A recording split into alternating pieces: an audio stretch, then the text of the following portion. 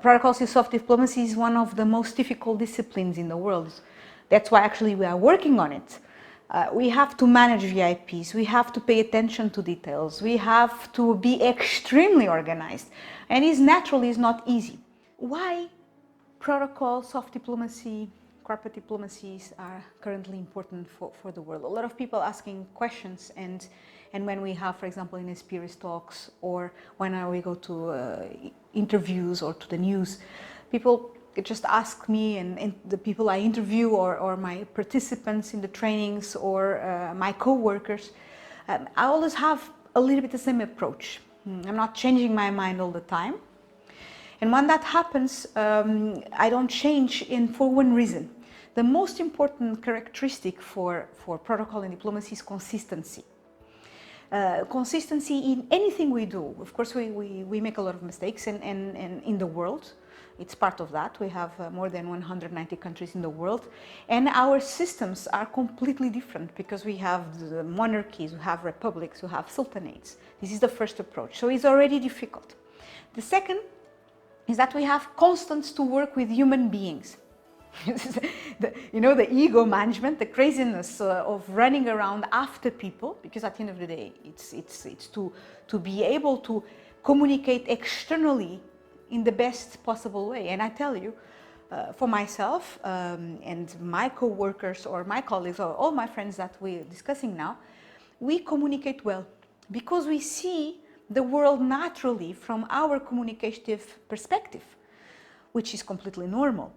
But at the same time, that normality changes from the moment that people come together with organization, come together with political interests, come together to external geopolitical approaches. That changes not only our perception, but the need to communicate differently. When that happens, the challenge arrives as well.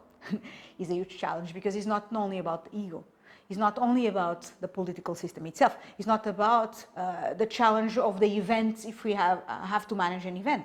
But it's mainly the challenge how the click among the interactions of the people are solved and how we can maintain the constructive part of that relationship.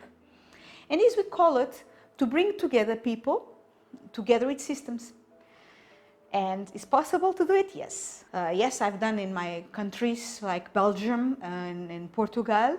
I've done around European institutions. We've done in East Timor, in Indonesia. We've done in Sultanate of Oman, everywhere where I was involved. And it is possible. But there's one characteristic that we have to be fast and good. We have to work with consistency. Is the main important part of our jobs. Any part of the protocol, any part of how we are actively involved with protocol or corporate diplomacy or high-level negotiations or the strategic communication of companies is to work with consistency. And this is lacking a lot in our world. So everyone that can bring that added value, that can bring the consistency in a triangle model that I always talk about, to bring it together, the vision of the people, because without vision you cannot work. Without vision you are just another machine that can be substituted soon by a robot. So you need a vision, you need to know why you are doing the things. If you don't know the whys, it's impossible to perform.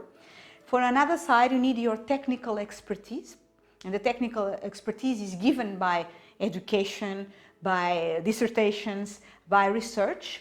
And by as well the practical application of that research into the normal markets or the normal departments where we work. And then, last and not least, after the technical expertise comes the capacity of adaptation. People say you have to be rigorous but at the same time flexible. We have to be communicative in a flexible way, meaning that sometimes we have to adapt to non-planned things. And someone from protocol is telling you that, because this is actually the ability to non-plan the planned. It seems redundant, but it's really the honest truth. We have always to be on the mood. We have always to be able to fulfill a little bit more than actually is given to us. So plan as much as we can, because we are sure that what is planned is not going to happen. But without that planning, you cannot just do it.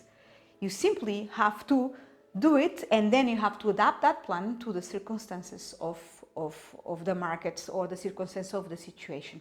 So to be able to be adaptable, at the same time you are able to be rigorous, at the same time that you bring all these cultures together and always work in construction, is the solution for the society problems that protocol, soft diplomacy approach and cross-cultural intelligence can solve to the markets and to businesses and as well to the public sector.